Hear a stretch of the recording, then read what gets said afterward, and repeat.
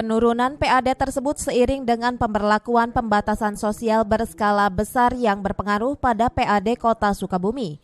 Wali Kota Sukabumi Ahmad Fahmi mengatakan, dalam rapat paripurna RAPBD di DPRD Kota Sukabumi, penurunan target ini terjadi karena dampak pandemi COVID-19. Sehingga berdampak pada masalah ekonomi yang melemah karena pendapatan jauh berkurang seperti retribusi pajak hotel dan restoran yang mengalami penurunan. Jadi salah satu faktornya tadi karena dampak COVID ini terjadinya PSBB sehingga perekonomian agak melemah. Pendapatan juga otomatis berkurang dari target yang diharapkan oleh pemerintah daerah. Termasuk retribusi juga, Pak? Iya, di dalamnya semuanya masuk. Pajak, retribusi, baik hotel dan kafe, rumah makan semuanya. Nah, nanti kalau sampai itu berarti target-target kita nggak tercapai. Ya tidak bisa dipungkiri sekarang kan pemerintah pusat juga merubah targetnya adalah penanganan COVID ini yang jadi targetnya. Dari Kota Sukabumi, Muhammad Satiri melaporkan.